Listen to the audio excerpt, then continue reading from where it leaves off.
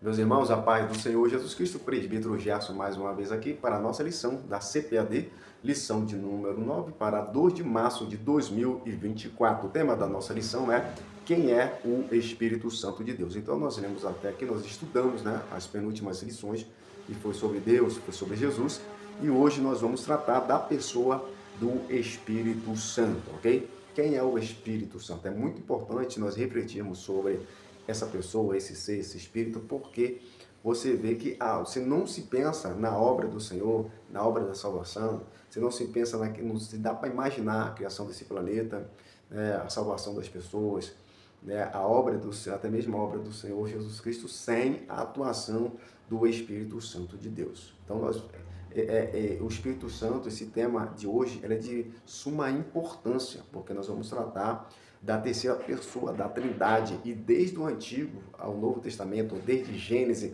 a Apocalipse, nós vemos a atuação do Espírito Santo. Então nós vemos que o Espírito Santo de Deus, como a terceira pessoa da Trindade, ele é tão importante quanto Deus. Jess, mas por quê? Como eu já falei, porque não tem como você imaginar a obra do Antigo Testamento, a criação do homem, tudo que há, tudo que existe. Não dá para você imaginar também o cristianismo, gente. Não tem como você imaginar o cristianismo sem a pessoa do Espírito Santo de Deus. Você vê o Espírito Santo de Deus atuando de uma forma plena, tanto no Antigo quanto no Novo Testamento. No Antigo Testamento, agindo por meio do povo de Israel, no Novo Testamento, agindo por meio dos apóstolos e, consequentemente também, ou posteriormente, também por meio das pessoas que se convertiu ao Evangelho, daí por diante, ok? Então o Espírito Santo de Deus tem uma importância vital para a igreja. Inclusive, o livro histórico, o livro de história nas Escrituras, que é o livro de Atos dos Apóstolos, quantos teólogos, quantos pregadores, quantas vezes nós já ouvimos falar, já ouvimos homens de Deus dizerem que esse livro, Atos dos Apóstolos, deveria ser ou poderia ser chamado também Atos do Espírito Santo de Deus. Porque sem o Espírito Santo de Deus, aqueles milagres, aquelas maravilhas que foram feitas não seriam feitas. Até hoje, quando nós oramos para que em nome do Senhor Jesus Cristo uma pessoa seja curada, ela é curada pelo poder do Espírito Santo de Deus. Quando nós oramos expulsando um demônio de uma pessoa, em nome de Jesus, quem está expulsando essa pessoa, nós sabemos que é o Espírito Santo de Deus. Quando nós, capítulo 12 de 1 Coríntios, vai falar dos dons espirituais. De acordo com a palavra de Deus, quem dá os dons espirituais para a igreja, que para a igreja é o Espírito Santo de Deus. Então, o Espírito Santo de Deus, ele se move, ele trabalha, ele faz, ele opera em nosso meio e na igreja. Então é impossível você pensar em igreja, você pensar no povo israelita, você pensar na salvação na salvação do homem sem a obra do Espírito Santo. Então o Espírito Santo é muito importante. O textuário vai dizer assim: ora, este Senhor é o Espírito, e onde há o Espírito do Senhor, há liberdade, ok? Onde há o Espírito do Senhor, há liberdade. A verdade prática diz: é necessário primeiro conhecer a verdadeira identidade do Espírito Santo à luz da Bíblia, para então defendê-la. Isso aqui é muito importante, porque tem muitas pessoas que querem falar no Espírito Santo, muitas pessoas que querem conhecer o Espírito Santo. Ou melhor, quer dizer que conhecem o Espírito Santo de Deus, mas não conhecem o Espírito Santo de Deus. Nunca estudou os temas, passagens bíblicas referente ao Espírito Santo de Deus. Muitos irmãos, se você perguntar para os irmãos, onde que está a passagem bíblica que está falando sobre o Espírito Santo do Senhor? Essas pessoas não sabem. Então, essa é uma grande oportunidade, não somente dos alunos, eles têm uma bela aula sobre o Espírito Santo, mas aprender de verdade.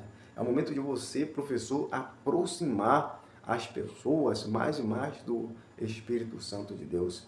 Inclusive, na aula da integração e discipulado, nós temos ali, dentre todas as lições, uma lição, temos conhecendo a Deus, conhecendo a Jesus, e conhecendo o Espírito Santo de Deus. Dentro dessa lição, conhecendo o Espírito Santo de Deus, dos ensinos que fazem parte desse estudo teológico para novos convertidos, ensina que o Espírito Santo de Deus, ele é uma pessoa. Mas e por que ensina que ele é uma pessoa, né? Porque ele sente, porque ele sabe, ele sente, ele chora, ele ri, ele sabe, ele tem sentimentos. E por que isso é ensinado? Para que as pessoas se aproximem mais do Espírito Santo de Deus, para saber que ele é uma pessoa sensível, para saber que ele é uma pessoa que se preocupa conosco, que se preocupa, que está atuando a todo momento em nossas vidas, ao nosso favor, de uma forma benéfica. Eu não sei se os irmãos aqui provavelmente já sentiram, né, uma presença do espírito maligno. Gente, é horrível a presença do espírito maligno. Eu já senti essa presença, não sei, talvez centenas de vezes, dezenas de vezes. Já senti a presença do espírito maligno. Gente, como é diferente. Assim como eu já senti a presença do Espírito Santo de Deus, assim, várias vezes também, dezenas de vezes, milhares de vezes na minha vida. Gente, totalmente antagônica, totalmente diferente. Você sente assim a presença do espírito maligno, cara, é algo aterrorizante, algo horrível, sabe? É uma coisa muito ruim. Mas quando você sente a presença do Espírito Santo, gente, que coisa maravilhosa, que coisa gostosa, que coisa prazerosa é a presença do Espírito do Senhor. Então, essa lição da integração discipular, ela serve para aproximar mais as pessoas de Deus, afastá-la mais, cada vez mais do pecado. E ao invés de se aproximar do pecado, não, se afastar do pecado e se aproximar do Espírito Santo para ter essa presença tão maravilhosa, tão gostosa, que é a presença do Espírito Santo. É como, tipo, você quando tem um sonho, já viu que você tem um sonho ruim, um pesadelo? É horrível aquilo ali. Mas quando você sonha com coisa boa, né? Quando o sonho vem do alto, vem de Deus do céu, poxa, que coisa maravilhosa. Parece que você está no paraíso, é tão bom. De forma semelhante, o Espírito Santo de Deus é muito bom, muito maravilhoso. A presença do Espírito Santo de Deus. Que essa lição sirva para você orar mais, até diretamente ao Espírito Santo de Deus, e dizer para o Espírito Santo de Deus: Espírito Santo de Deus, eu te amo. Espírito Santo de Deus, eu sei que você se preocupa comigo. Espírito Santo de Deus, cuida de mim, eu estou sob os seus cuidados. Espírito Santo de Deus, me ajuda a não vacilar, me ajuda a não pecar, me ajuda a não sair da tua presença, me ajuda a vencer os meus pecados. Ô Espírito Santo de Deus, fala comigo, ou me usa também para fazer a tua vontade, para chegar, sabe, evangelizar, se aproximar de uma pessoa. Espírito Santo de Deus, move dentro de mim, retira toda mágoa, retira todo sentimento. Espírito Santo de Deus, trabalha no meu ser. Eu sou templo, sou o teu templo. Eu não posso andar com pecado, eu não posso andar com pensamentos errados, eu não posso andar em má companhias, eu não posso andar viciado em jogos, eu não posso... Gente, é muita coisa que nós precisamos falar para o Espírito Santo de Deus. Espírito Santo de Deus, eu estou aqui. Espírito Santo de Deus, eu sou seu instrumento. Irmãos, assim como existem pessoas que são instrumentos dos espíritos malignos, nós, igreja do Senhor, nós somos separados para ser templo do Espírito Santo de Deus. Okay? Então, quando a gente fala em templo, como o apóstolo Paulo escreveu, olha, vocês são templo do Espírito Santo de Deus. Ele está falando, não cometa pecado contra o seu próprio corpo, porque o seu corpo é especial. Não cometa pecado contra o seu corpo, porque o seu corpo, depois que você se converteu, o seu corpo não mais te pertence, o seu corpo foi transformado, ele foi limpo, ele foi purificado pelo sangue de Jesus. O seu corpo agora, ele não é instrumento do pecado, mas o seu corpo, ele é templo do Espírito Santo de Deus. Templo do Espírito Santo de Deus. Então, nosso corpo ele é transformado de uma forma especial, limpo, pelo sangue de quem? Pelo sangue de Jesus. Esse sangue maravilhoso, esse sacrifício maravilhoso que Jesus Cristo fez ali na cruz, ele nos limpa de todo o pecado e ele nos faz templo do Espírito Santo de Deus. E quando nós chamamos, poxa, o apóstolo Paulo, irmãos, é preciso entender a palavra de Deus. Quando o apóstolo Paulo fala assim para os irmãos, vocês são templo do Espírito Santo de Deus, não é para agradar aqueles irmãos, não, irmãos. Não é para aqueles irmãos ficarem, olha, nossa, eu sou especial, eu sou templo do Espírito Santo de Deus. Não é nada disso, não. Quando o apóstolo Paulo diz para os seus filhos, ou melhor, para as suas ovelhas, que até então estava sendo pastoreada, né, por Apolo, ele vai dizer aos coríntios: vocês são templo do Espírito Santo de Deus. Quando ele fala isso, é para que as pessoas tomem cuidado com o seu templo, tomem cuidado com esse templo, que não mais pertence a ela. Tome cuidado com o seu corpo, porque agora pertence, estou no templo do Espírito Santo de Deus, então eu tenho que tomar cuidado, até mesmo zelar, cuidar, manter limpo, manter cheiroso, manter disponível para Deus, sem pecado. Gente, tem uma série de atribuições, uma série de coisas que nós podemos falar sobre a atuação do Espírito Santo de Deus. E você vê que tem um elo, que tem uma ligação, sabe, que está tudo muito bem amarrado. Você vê, no caso, o próprio Deus elaborou o plano de salvação do planeta. Pois diz a palavra de Deus, João 3,16, porque Deus amou o mundo de tal maneira, ó, o próprio Deus amou o mundo de tal maneira que deu o seu Filho unigênito para que todo aquele que nele crê não pereça, mas tenha a vida eterna. Então, o plano foi de Deus, de enviar o seu Filho, tá? Por quê? Por amor, porque Deus amou o mundo, por amor às pessoas, independente do pecado que ela tenha cometido, a todos é oferecido essa salvação, essa libertação. Então, enviou o Senhor Jesus Cristo ao mundo inteiro. Então, nós temos o primeiro plano, o próprio Deus, ele se moveu por amor, e você vê o seu Filho, Jesus Cristo, estando aí, está amarrado, né? Faz parte desse plano, que é o plano da salvação. Enviou o Senhor Jesus Cristo para que todo aquele que nele crê não pereça, mas tenha a vida eterna. Aí você vê, no caso, a obra do Espírito Santo atuando até hoje por meio da minha vida e da sua vida, da vida dos apóstolos, para alcançar as pessoas, né, que estão no mundo, que estão perdidas, que estão aí em pecado. E quantas milhões de pessoas já foram alcançadas, né, pelo Espírito Santo de Deus. Gente, a obra do Senhor Jesus Cristo, ela foi fundamental, ela foi importante, ela foi de uma importância, sabe, não tem como descrever a importância da obra do Senhor Jesus. Por outro lado, não tem como você semelhantemente descrever a importância da obra do Espírito Santo de Deus para salvar a humanidade. Então você vê que a importância de Deus Pai, a importância de Deus Filho e a importância do Espírito Santo, ok?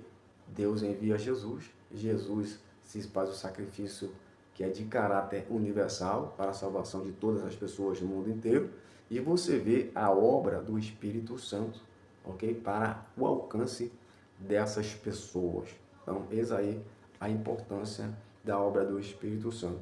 E aqui, como acabar de falar sobre a verdade prática, né? Como ele está dizendo, que é preciso conhecer a verdadeira identidade do Espírito Santo. E onde que está essa identidade? Onde que está?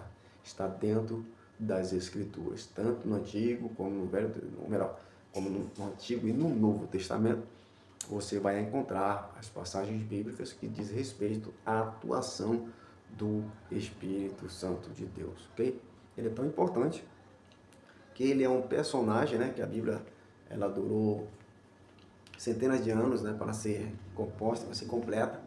E dentro das Escrituras nasceu personagens, surgem tantos personagens humanos, né, importantes para Deus, importantes, né, personagens humanos, mas todos eles passaram. De Gênesis e Apocalipse, só um que permanece, só três: Deus Pai, Deus Filho e Deus Espírito Santo. O personagem, por quê? Permanece para sempre, que é o Espírito Santo de Deus, ok? Então nós precisamos conhecer a luz das Escrituras, ok? Inclusive, o autor falou aqui, né, que nós precisamos conhecer o Espírito Santo de Deus à luz das Escrituras. Eu me lembrei do meu livro, porque eu deixo claro no meu livro que eu trago no meu livro Casamento e Família Restaurando o Projeto Original, que eu trato do casamento e da família à luz das Escrituras, ok? Ou seja, qual é o olhar, o que a Bíblia ela fala sobre família, sobre casamento, ok? Então eu, como ser humano, como uma pessoa, quem sou eu para tratar de um assunto tão importante e tão fundamental? A fonte que nós temos que procurar para obter conhecimentos e princípios de temas relevantes. A introdução é interessante notar que, segundo a revista, os apóstolos, eles já reconheciam, ok? Já reconheciam o Espírito do Senhor como a terceira pessoa da Trindade, ok? Segundo os apóstolos. Embora isso não está escrito, não está assim, nenhuma afirmação do apóstolo Paulo, de Pedro, nenhuma carta apostólica, nenhuma doutrina, existe aqui uma menção direta dizendo que, reconhecendo a divindade do Senhor Jesus ou do Espírito Santo, ok? Claro, como nós lemos ali na carta do apóstolo Paulo, ele escreveu: Jesus, ele é Deus. Mas não há um estudo, uma doutrina, um aspecto assim como os hebreus, né? A carta aos hebreus e tal, de uma autoridade apostólica falando diretamente. Se tivesse, obviamente, assim, acredito que não precisaria, né, a Igreja Católica, né, fazer, no caso, essas reuniões para debater esses temas, ok? Então isso foi o reconhecimento da Trindade. Ela foi reconhecida primeiramente, assim, oficialmente, em termos diretos, através da Igreja Católica, ok? Nós somos a Igreja Protestante, nós somos a Igreja Evangélica, nós também aceitamos e reconhecemos a Trindade Santa, ok? Então isso aí é de suma importância, okay? Tanto que a gente está estudando, né, esses debates aqui no decorrer da história, vários debates acerca de vários homens que se levantavam, uns dizendo, melhor, homens não, né, gente? Homens, a gente tem que corrigir isso aqui, homens não. Pessoas de autoridade dentro da própria Igreja Católica, tá? Bispo, padres, líderes, ok? Pastores, dentro da Igreja Católica, que tinham pensamentos divergentes quanto à pessoa, quanto a Deus, quanto ao Senhor Jesus e ao Espírito Santo, ok? Então, alguns diziam que Jesus era Deus e outros não. Alguns diziam que o Espírito Santo de Deus era Deus também, outros não. Então, alguns diziam também que Maria, atribuía também divindade a Maria, a mãe de Jesus, porque está escrito, né, em Lucas, se eu não estou enganado, que Maria, mãe de Deus. Então, sempre existiu um grupo dentro da igreja de líderes que apoiava um pensamento ou outro, ok? Então, a igreja, ela fez concílios, fazia concílios oficiais com os líderes da época para decidirem, de acordo com os estudos, obviamente, com a base bíblica, o que está apontando a igreja, o que está apontando a Bíblia, é ou não é? Então, foi retirado, no caso, o texto das Sagradas Escrituras referente a esse tema, ok? As passagens, no caso do Senhor Jesus, foi verificado nesses concílios todas as passagens bíblicas, que, no caso, para nós, que Jesus é Deus, e que concordam as passagens bíblicas que apontam para a divindade de Jesus, ok? Então, concluímos que, como foi concluído, que Jesus é Deus.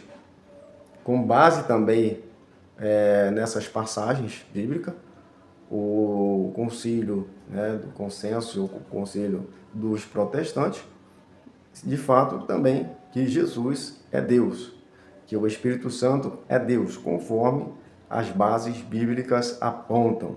Em relação a Maria, nós, como protestantes, nós discordamos nesse ponto aí, nós discordamos desde lá do início, nós discordamos, né, da Reforma Protestante, de que Maria ela seja uma divindade, ok? É dito, ela é chamada Mãe de Deus nas Escrituras porque Jesus é Deus, tá? Porque Jesus é Deus. Atribuímos a Maria, assim, uma série de qualidades, né?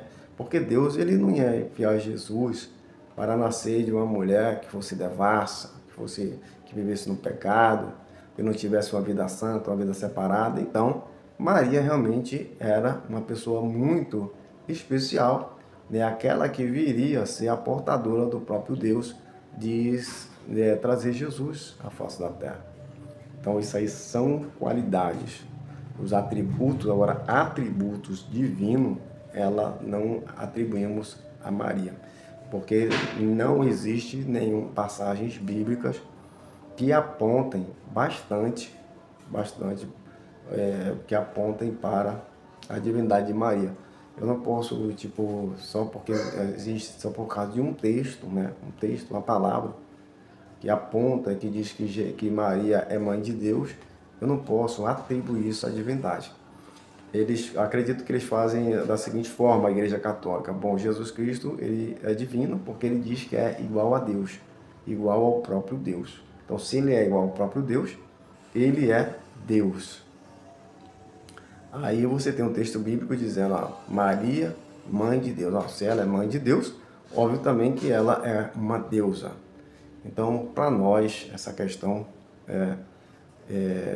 não está fora de foco, não existe possibilidade para nós, os protestantes, de forma nenhuma, de que Maria ela venha a ser divina, ou que ela venha a ser uma deusa. Muito pelo contrário, Maria era um ser humano maravilhoso, muito respeitado, onde nós respeitamos muito essa imagem dessa pessoa e atribuímos diversos valores e como exemplo para nossas vidas, mas não chega ao ponto de ser uma divindade. Aí também já é uma coisa muito forte, muito poderosa. Isso aí é realmente, assim, não concordamos com esse ensino da Igreja Católica. Respeitamos, obviamente que nós devemos respeitar. Eles não chegaram a esse consenso, a esse ensino, a essa doutrina, porque eles querem, né?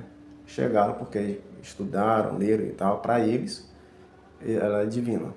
Então, é uma coisa que nós devemos, assim, respeitar, ok? Então, vamos aqui para o subtópico 1, que diz, o tópico 1, o subtópico 1 diz o outro consolador. Isso aí tá, no caso, o outro consolador é uma referência, né? É um título, é uma passagem que está falando sobre o Espírito Santo, que está em João capítulo 14, versículo 16, que diz assim, e eu rogarei ao Pai, e ele vos dará outro consolador, para que fique convosco para sempre. Então, nesse caso aqui, uma das coisas que nós devemos notar aqui nesse subtópico é sobre a palavra ou termo outro. Existem duas palavras no grego que significa isso, que significa outros. Existe a palavra no grego chamada holos, ok? E existe héteros, sendo que holos é uma passagem que significa, essa expressão é usada para significar outro da mesma substância, outro da mesma qualidade, outro com as mesmas qualificações, outro com o mesmo objetivo, outro para dar sequência às minhas atividades, ok? Então, esse é holos. Agora, hétero, existe uma palavra também que significa outro, que é héteros. Só que esse héteros não foi a menção que Jesus Cristo fez, que significa outro diferente, ou seja, diferente. Então, quando Jesus está falando aqui outro, no grego, ele usou a palavra holos, ou holos. Essa palavra significa outro igual. Como está Jesus, como Jesus fala assim, outro consolador, vou mandar outro igual a mim. Ou seja, Jesus Cristo está falando para os seus discípulos aqui no capítulo 14 de João, que ele ia para o Pai, que ele ia deixar que os seus discípulos, né, ia se ausentar dos seus discípulos, pessoalmente e fisicamente, mas ele ia virar outro. Então, esse outro, para os discípulos, Jesus está falando, olha, eu vou te enviar outro tão poderoso quanto eu. Eu vou enviar outro que tem as mesmas qualificações que eu. Eu vou enviar outro e o outro que eu enviar, vocês estarão seguros, vocês serão amados, vocês serão protegidos, sabe? Vocês serão tão bem guardados quanto a mim. A presença dele vai ser tão poderosa na vida de vocês quanto é a minha presença. Eu vou enviar outro líder, outro que vá avante, outro que continue o meu ministério juntamente com vocês. Copiado? Entendido? Por que Jesus estava falando isso? Como eu já falei, Jesus estava em ascensão, subindo para os céus. Os seus discípulos estavam como que quase com seus corações angustiados, estavam com o coração triste. Afinal de contas, eles iam perder o seu mestre. E agora? Estamos já se sentindo já sozinhos, se sentiram já começaram a imaginar como que seria a vida deles agora, sabe? Sem o seu mestre, sem o seu Jesus. Afinal, eram 3 anos de muita luta, de muito trabalho, de muita felicidade, de muita obra, de muita realização. E os seus discípulos, Jesus Cristo está mostrando para os seus discípulos, olha, não vai terminar por aqui, ok? As coisas não vai terminar por aqui. Eu vou, não se preocupe, porque eu vou, mas eu vou enviar outro para dar continuidade ao ministério e à obra que eu estou fazendo. Só que agora, vou parafrasear aqui, ok? Só que agora chegou o meu momento. Eu havia avisado vocês desde muito tempo atrás de que ia chegar o momento em que eu iria partir, em que eu ia morrer, em que eu ia ser sacrificado por toda a humanidade. E aqui no capítulo 14, a partir do capítulo 13, na verdade, ele começa, de João, do Evangelho de João, ele começa a dizer que esse momento ele chegou. Quando ele fala para os seus discípulos que esse momento chegou, dele dar a vida para a humanidade, aquele momento de sacrificar, se sacrificar pela humanidade, quando ele anuncia isso, que esse era o momento, os seus discípulos ficaram angustiados, porque naquele momento os discípulos iam ficar sem ele. Aí Jesus Cristo vai, uma vez mais, repito, e diz que iria enviar outro. Aquelas pessoas, aqueles discípulos estavam com o coração muito abatido, ok? Então Jesus Cristo falou que ia enviar outro. Então, com a mesma qualidade, com o mesmo poder, com a mesma essência e para dar continuidade à obra. Ou seja, aqueles discípulos estavam com Jesus, uma pessoa poderosa, uma pessoa que fazia milagre, uma pessoa que, sabe, ressuscitava mortos, expulsava demônio, uma pessoa cheia de poder, cheia de autoridade, uma pessoa divina. E agora eles iam ficar sem essa pessoa, tu imagina? Aí Jesus Cristo vai falar, calma, rapaz, calma, meu povo, calma, meus discípulos. Você acha que tudo acabou por aqui? Não, não, não. Eu vou para o Pai, porque a minha fase acabou, mas virá outro. Eu vou enviar outro para que esteja com vocês também. Eu vou enviar outro, ok? Para estar na liderança de vocês. Vocês não vão ficar sem o líder, eu vou enviar outro. Qual é a diferença de Jesus para os seus, de Jesus para o Espírito Santo? Jesus Cristo veio aqui na Terra, ok? Estava liderando, ficou pessoalmente aqui em carne com os seus discípulos. Hoje, né, até então, quando ele subiu aos céus, o Espírito Santo de Deus, ele vem atuando a partir dos apóstolos, atuando nos irmãos seguintes. E qual é essa diferença? A diferença, gente, do Espírito Santo para Jesus, a única diferença é que o Espírito Santo de Deus, ele não encarnou, ok? Ele não encarnou. Por que Jesus Cristo encarnou? Porque Jesus Cristo precisava fazer o sacrifício pela humanidade. Ele precisava ter esse tete-a-tete, a fazer esse trabalho pessoalmente, mostrar como é que era esse trabalho da evangelização. Jesus Cristo, como Deus, precisou dar esse exemplo de humildade. Coisas maravilhosas.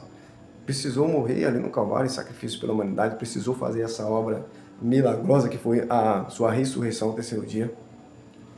E só que o Espírito Santo de Deus não precisa disso. Esse líder que nós temos hoje conosco, o Espírito Santo de Deus, ele não precisa encarnar, por isso que ele não encarnou, porque não é preciso. Porque o papel de Jesus era estar com os seus discípulos, na frente dos seus discípulos, como eu já falei, fazer a obra do sacrifício universal. No caso do Espírito Santo de Deus, não. Ele veio para estar atuando de uma forma localizada, como foi no caso de Jesus ali no estado de Israel. O Espírito Santo de Deus agora, a incumbência do Espírito Santo de Deus, era agora ao dar prosseguimento ao trabalho de Jesus, a partir do estado de Israel, mas ganhando toda a humanidade, sabe? Usando milhares de pessoas ao mesmo tempo.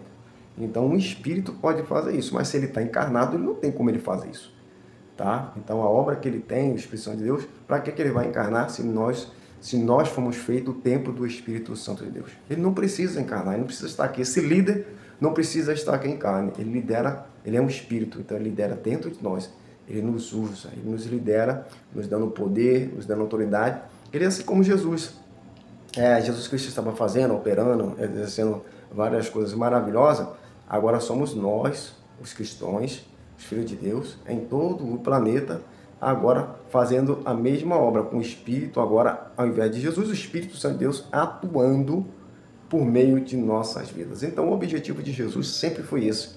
O objetivo de Jesus não foi para ficar para sempre. O objetivo de Jesus foi cumprir o seu objetivo, como eu já falei aqui, não vou repetir outra vez, e que que dali surgissem milhares de cristãos, se multiplicassem os seus seguidores e se espalhassem por esse planeta, sendo usado pelo Espírito Santo de Deus para dar continuidade ao seu trabalho. Okay? Então nós temos que dar continuidade à obra de salvação de Jesus para alcançar pessoas por meio do poder do Espírito Santo de Deus.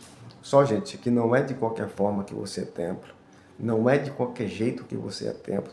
Você tem que se separar, você tem que se santificar, você tem que buscar a presença do Senhor, você tem que abandonar o pecado, você tem que realmente se preocupar com as pessoas que estão no mundo, que estão sofrendo, que estão em pecado, que estão agora também na miséria, que estão passando por dificuldades, que estão passando por lutas. Você é um cristão, você é um seguidor de Jesus, se você está aqui na terra para dar continuidade, ok? Continuidade ao plano de salvação de Jesus por meio do Espírito Santo. Assim foi o que aconteceu, que nós vemos ali em Atos dos Apóstolos, a partir do capítulo 2, e assim ela deve continuar. A igreja, hoje nós somos a igreja na pós-modernidade, que devemos dar continuidade à obra do Senhor Jesus por meio, não das nossas qualidades, dos nossos méritos, mas por meio do Espírito Santo de Deus. Subtópico 2, Paracleto. Então, aqui no caso, nesse subtópico 2, ele vai explicar o que significa esse termo, essa expressão, ou essa palavra, esse nome, Paracleto, ok? O que significa esse nome Paracleto? Esse nome Paracleto, vamos ver aqui no texto sagrado, João, capítulo, no caso, 16, versículo 7, que diz assim: Todavia, digo-vos a verdade, que vos convém que eu vá, porque se eu não for, o Consolador não virá a vós, mas se eu for, enviá-lo-ei. Ok?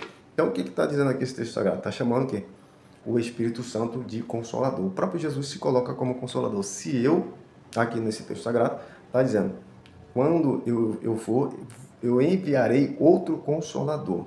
Porque a gente já vemos essa expressão outro, né? Que significa igual, com a mesma qualidade, com o mesmo poder, com a mesma função, etc. e tal, ok? Agora, Consolador, Paracleto, tá dando, no caso aqui, esse subtópico 1, ele vai explicar o que significa no original Consolador. Então, no Consolador, do grego, Paracleto. Paracleto, o que significa Paracleto? Paracleto significa defensor. Paracleto significa advogado, ok? Então você vai ver assim, dentro do contexto bíblico das Escrituras, essa expressão que está no capítulo 14, no capítulo 16 de João, quando Deus está, Jesus, ali essas passagens está escrito referente ao Espírito Santo, chamando-o de Consolador, na realidade, no seu original, não está escrito Consolador, ok? Está escrito Paracleto. E o que significa Paracleto? Paracleto significa isso, defensor, ok? Significa advogado, ok? Então, essas são as passagens bíblicas. Aqui no subtópico, no caso 3, está dizendo que essa expressão, esse nome, esse termo Paracleto, aparece 5 vezes nas Escrituras. 4 vezes ocorre no Evangelho de João e uma vez no livro de 1 João, capítulo 2, versículo 1, ok? Se referindo a Jesus. 4 vezes se referindo ao Espírito Santo, né? E no caso, uma vez se referindo a Jesus, ok? Como paracleto, como advogado, como defensor, ok? Então não existia. Eu acredito o seguinte: mas por que foi traduzido então para consolador? Eu acredito que quando os eruditos que estavam traduzindo a Bíblia, eles conseguiam enxergar que naquele momento ali que Jesus estava com os seus discípulos, eles estavam tristes por causa da partida de Jesus, né? Quando Jesus anunciou, né, que chegou aquele momento e que em poucas horas Jesus não estaria mais com eles, eles ficaram realmente tristes, ok? Havia um sentimento de tristeza, de abatimento entre eles. Então, assim, talvez por conveniência ou talvez por uma palavra que se adapta mais àquele contexto que eles estavam vivendo, era consolador, porque eles estavam tristes, eles estavam realmente com o coração abatido por causa dessa despedida do Senhor Jesus. Mas eu já vi, por exemplo, a Bíblia do meu patrão, está escrito conselheiro, ok? Então, entenda que no seu original não está escrito conselheiro, não está escrito consolador. Eu não sei, então são tantas traduções que o pessoal está fazendo que eu nem sei mais, sei lá, o que pode estar escrito aí na Bíblia que você tem. Eu prefiro a Bíblia na original, não troco a Bíblia original por nenhuma outra, ou melhor dizendo, por essas novas traduções. Respeito as pessoas que acham legal, que querem, que curtem. Eu prefiro a Bíblia realmente antiga, a Bíblia com essas expressões que eu me identifico, ok? Que eu me identifico. As pessoas falam, mas essas novas traduções, elas são mais fáceis de ler. Eu, particularmente, não tenho nenhuma dificuldade de compreender a Bíblia Sagrada, porque se você tem o Espírito Santo de Deus, você não tem dificuldade em compreender a Bíblia Sagrada, ok? Se você tem dificuldade, você tem que ler, você tem que orar e você tem que pedir a Deus para abrir a sua mente para as Escrituras Sagradas, ok? Inclusive, isso aconteceu comigo, né? Eu orando, pedindo a Deus discernimento das Escrituras, sabedoria para compreender as Escrituras.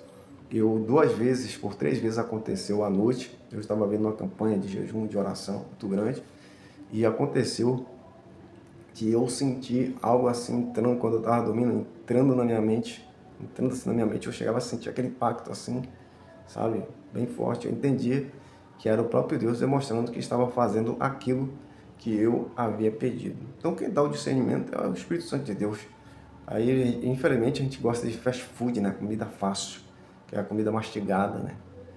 É muito difícil, né? Já pensou, você tem que orar, você tem que jejuar, você tem que buscar discernimento de Deus, você tem que pedir ao Espírito Santo de Deus que abra a sua mente para o Evangelho. É mais complicado, né? Os crentes de hoje, eles querem fast food.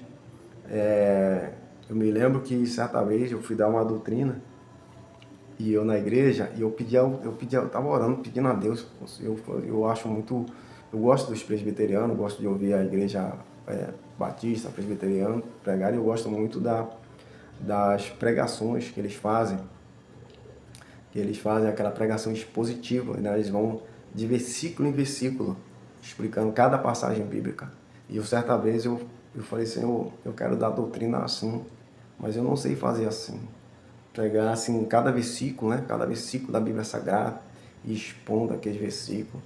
E eu falei isso para o Senhor, e eu me lembro que eu fiz o esboço, aí orava o Senhor, mas eu não deixava de me preparar, né? Aí fiz o esboço tudo direitinho do que eu ia falar, das pontos. Separei lá o capítulo, li, estudei direitinho, com muito zelo e tal. E eu fui fazendo o esboço da pregação, né, que eu ia fazer isso no culto de doutrina. E, irmãos, quando eu cheguei lá para abrir a Bíblia Sagrada, abrir a Bíblia na passagem que eu ia dar a doutrina, e onde estava o esboço literalmente sumiu. E eu procuro de lá, virei a Bíblia de ponta cabeça e não achei o esboço. Não achei o esboço. Aí comecei, né, a dar doutrina. Irmãos, foi uma coisa assim, Deus abriu a minha mente de uma forma muito especial. De uma forma muito leve, muito tranquila. Eu comecei a falar, sabe, 1 hora de doutrina, né, e eu comecei a falar assim, versículo por versículo, com muita tranquilidade, sabe? Vinha assim do alto o discernimento, foi indo. Passou uma hora, uma maior tranquilidade, e eu dando a doutrina do jeito que eu pedi a Deus. Eu falei, eu sabia que Deus estava atuando. Eu falei, meu Deus, sabe? Eu fiquei assim, pô, assim, cara, que coisa maravilhosa. E aí, depois que eu termino de dar a doutrina, o que acontece? Aparece o esboço. O esboço apareceu. Então você vê que quando nós falamos que o Espírito Santo de Deus ela é uma pessoa, sabe, que te entende, é uma pessoa que te trata pessoalmente, é uma pessoa que sabe que você tem que ter uma relação interpessoal, por isso, por esses cuidados, por esses atos que o Espírito Santo de Deus faz. E logo que eu acabei de dar a doutrina, eu fechei a Bíblia Sagrada, olha o esboço ali, que estava ali. Então tudo isso é o Espírito Santo de Deus. Irmão, não importa, você pode estar com a sua Bíblia antiga, você pode estar com a sua Bíblia que eu não abro mão, com a tradução, né, normal, antiga das Escrituras. O Espírito Santo de Deus vai abrir a sua mente de uma forma maravilhosa, okay? De uma forma maravilhosa. E eu tenho certeza que nós não podemos, né, deixar de ter essa dependência do Espírito Santo de Deus para ler as Escrituras, interpretar e aplicar esses ensinos para nossas vidas, principalmente, e para também os nossos irmãos. Meus irmãos, vou fazer um comentário rápido aqui, né? Vamos ver se a gente termina logo essa... para a aula não ficar muito grande, né? Ficar muito comprida. O tópico 2 diz a sua deidade, atributos e obra.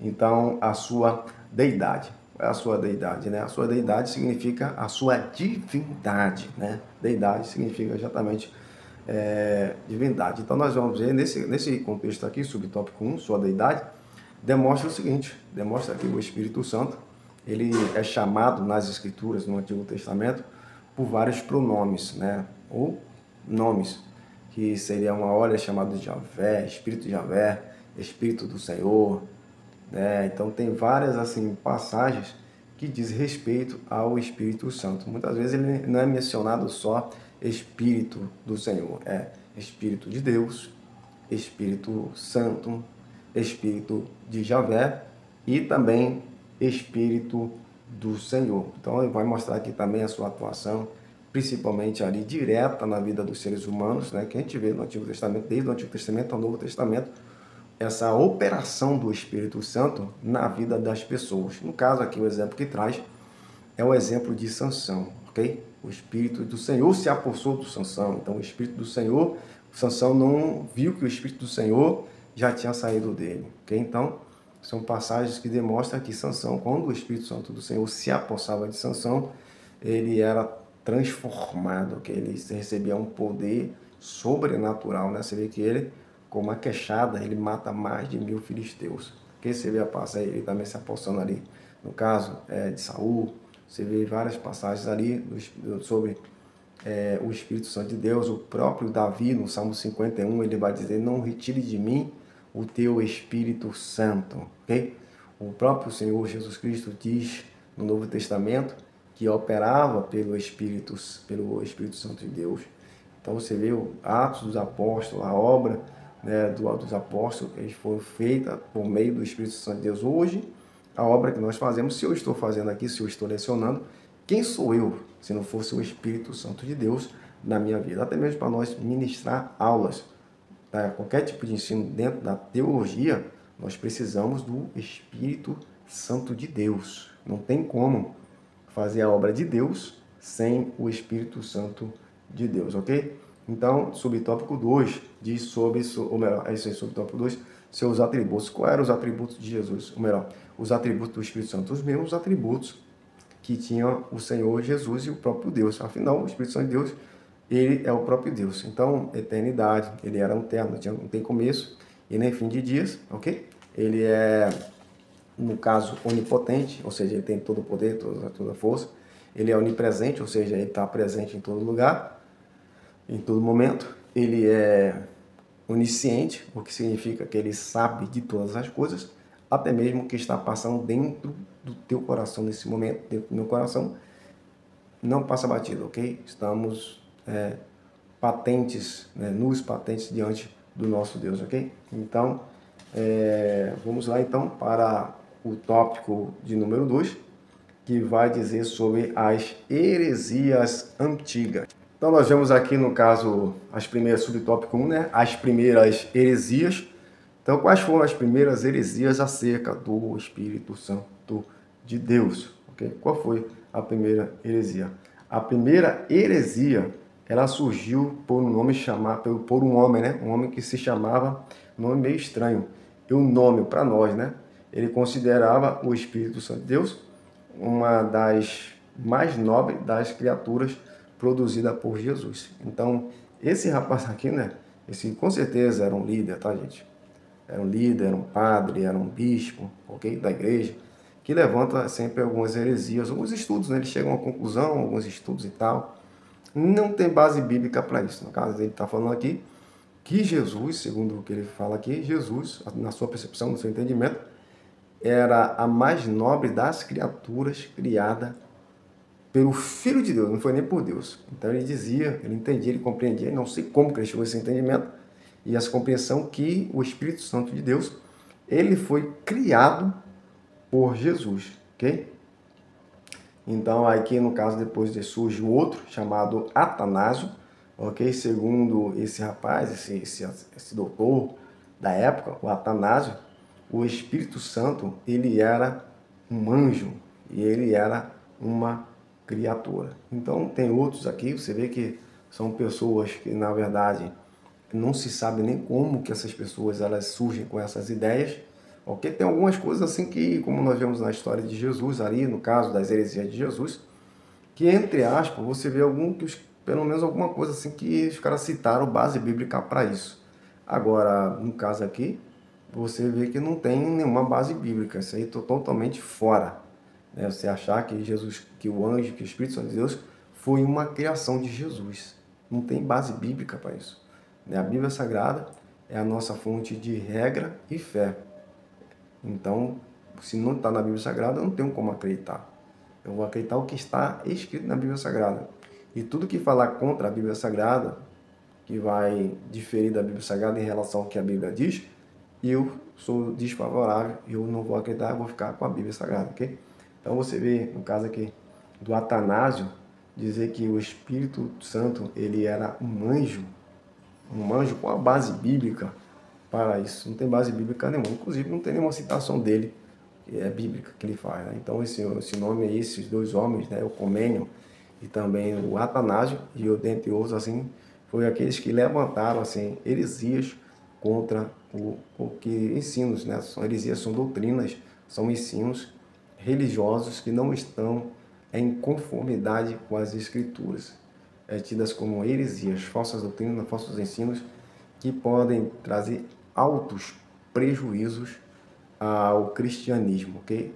À imagem da igreja e ao evangelho do Senhor Jesus Cristo e levar muitas pessoas aí à idolatria, ou muitas vezes a valorizar demais ou desprezar aquilo que para Deus é de suma importância. Então, meus irmãos, fiquem com essa aula, que Deus possa iluminar cada vez mais o seu entendimento, a sua concepção das Escrituras. Amém? Nós, para sermos professores, para nós podermos chegar, né, dar aula, ministrar aula sobre teologia, nós precisamos muito, nós precisamos de suma importância a presença do Espírito Santo de Deus em nossas vidas. Sem o Espírito Santo de Deus, jamais nós conseguiremos fazer alguma coisa. Amém? Deus abençoe assim, em nome do Senhor Jesus. Amém.